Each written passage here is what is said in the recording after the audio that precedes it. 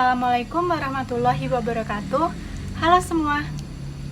Perkenalkan, nama saya Vivinda Disna, NPM C1C02145, kelas 2D, Prodi S1 Akuntansi. Saya akan menyelesaikan tugas mata kuliah Akuntansi Keuangan 1 oleh dosen pengajar Bapak Madaniata. Dalam pertemuan kali ini, saya akan melanjutkan membahas materi akuntansi tentang perusahaan dagang. Sebelum kita masuk ke materi lebih lanjut, kita mengenal 3 perusahaan berdasarkan aktivitas operasionalnya, yaitu yang pertama perusahaan jasa, yang kedua perusahaan dagang, dan yang ketiga perusahaan manufaktur. Dari ketiga jenis yang sudah saya jelaskan barusan, kita dapat membedakannya yang pertama dari segi operasionalnya. Pada perusahaan jasa, aktivitas operasionalnya yaitu memberikan layanan jasa kepada pelanggan. Pada perusahaan dagang, aktivitas operasionalnya yaitu membeli barang dagangan, dan barang dagangan tersebut akan dijual kembali tanpa mengubah bentuk dari barang tersebut. Yang ketiga, perusahaan manufaktur, aktivitas operasionalnya juga membeli, tapi yang dibeli bukan barang dagangan, melainkan bahan baku yang akan diproses melalui proses produksi untuk menjadi barang jadi, dan barang jadi itu akan dijual kepada pembeli. Kemudian, yang kedua dari segi pendapatan. Pada perusahaan jasa, pendapatan dikenal dengan pendapatan jasa. Pendapatan jasa diakui ketika perusahaan telah memberikan layanan jasa, baik itu perusahaan telah menerima uangnya atau belum. Selama perusahaan telah memberi layanan jasanya, maka perusahaan akan mengakui adanya pendapatan. Sedangkan untuk perusahaan dagang dan perusahaan manufaktur, pendapatan dari usahanya itu disebut dengan penjualan. Perusahaan mengakui adanya penjualan ketika barang telah diserahkan kepada pembeli. Baik perusahaan telah menerima uangnya atau belum, selama barang telah diserahkan kepada pembeli, maka perusahaan akan mengakui adanya penjualan. Yang ketiga dari jenis persediaan barang perusahaan jasa. Persediaan yang dikenal yaitu perlengkapan atau barang habis pakai. Perlengkapan ini bertujuan untuk mendukung layanan jasanya atau untuk mendukung aktivitas operasionalnya. Sedangkan untuk perusahaan dagang, selain dari perlengkapan, perusahaan dagang juga memiliki persediaan dalam bentuk barang dagangan, di mana persediaan dalam bentuk barang dagangan ini merupakan persediaan yang dibeli oleh perusahaan untuk dijual, yang akan mendapatkan penjualan atau pendapatan dalam perusahaan dagang. Persediaan dalam bentuk perdagangan ini merupakan aset bagi perusahaan, tepatnya aset lancar. Kenapa? Karena akan memberi manfaat ketika persediaan tersebut sudah terjual. Manfaat yang didapat yaitu berupa pendapatan baik itu kas maupun piutang. Sedangkan untuk perusahaan manufaktur, itu terdapat 3 jenis persediaan selain dari perlengkapan, yaitu yang pertama persediaan bahan baku, yang kedua persediaan barang dalam proses, dan yang ketiga persediaan barang jadi. Kemudian dari sisi beban-beban, pada perusahaan jasa, beban-beban dalam satu periode itu bisa disebut sebagai beban operasional. Sedangkan untuk perusahaan dagang dan manufaktur, itu dikenal dengan adanya harga pokok penjualan atau HPP.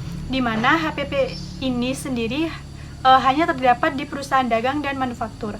Selain dari HPP juga beban-beban operasional yang terdiri dari beban-beban penjualan dan beban administrasi umum.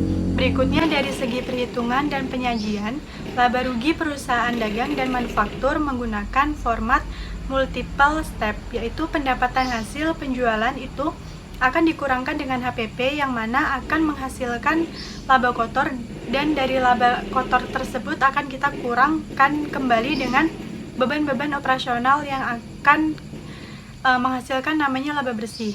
Selanjutnya kita akan membahas tentang istilah-istilah dalam kaitannya dengan harga perolehan.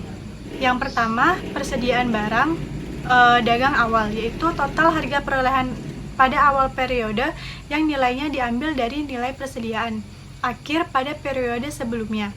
Yang kedua, ada pembelian, yaitu total harga perolehan atas barang yang dibeli dalam satu periode, di mana pembelian ini jika terdapat pembelian kotor, biaya angkut pembelian, retur pembelian, dan diskon pembelian, maka kita harus menghitung terlebih dahulu pembelian bersihnya. yaitu dengan cara pembelian kotor ditambah biaya angkut, pembelian dikurang dengan retur pembelian, dan dikurang dengan diskon pembelian.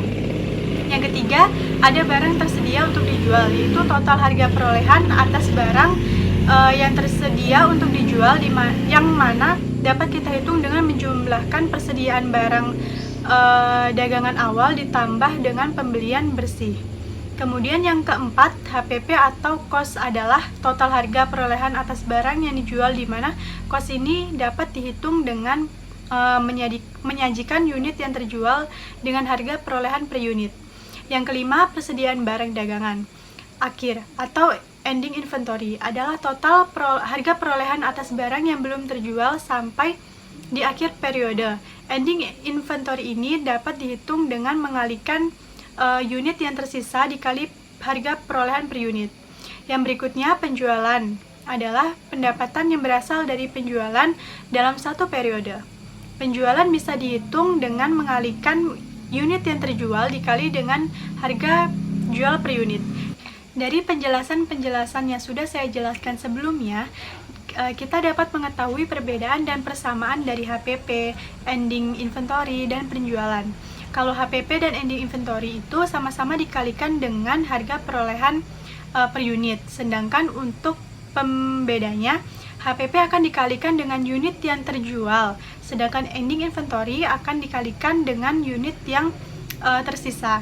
Kemudian untuk HPP dan penjualan itu sama-sama akan dikalikan dengan unit yang terjual. Pembedanya, kalau HPP akan dikalikan dengan harga perolehan per unit, maka penjualan akan dikalikan dengan harga jual per unit. Selanjutnya kita akan membahas tentang sistem pencatatan persediaan.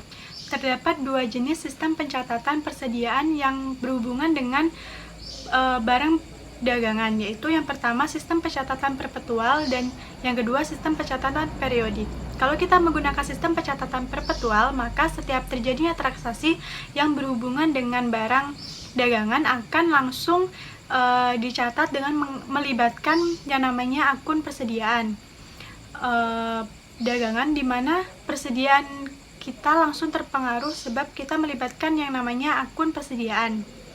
Namun, kalau menggunakan sistem pencatatan periodik, maka kita tidak akan melakukan, walaupun transaksi berhubungan dengan barang dagangan, kita tidak langsung akan mempengaruhi nilai persediaan barang dagangan, atau kita akan menggunakan yang namanya akun persediaan. Yang kedua, kalau kita menggunakan sistem pencatatan perpetual, maka kita akan menggunakan yang namanya kartu persediaan, di mana kartu persediaan ini digunakan untuk buku pembantu mencatat mutasi sehubungan dengan barang dagangan. Di sini kita dapat mengetahui setiap saat. Sedangkan jika kita menggunakan sistem pencatatan periodik, maka kita tidak akan menggunakan yang namanya kartu persediaan, melainkan kita akan mengetahui persediaan barang dagangan ketika kita melakukan perhitungan fisik, yang nantinya hasil dari perhitungan fisik ini akan mendapatkan unit yang tersisa atau barang yang belum terjual sampai akhir periode. Sehingga untuk mendapatkan persediaan barang dagangan akhir, kita harus mengalihkan unit yang tersisa ini dengan harga perolehan per unit. Baik, mungkin itu saja yang dapat saya sampaikan.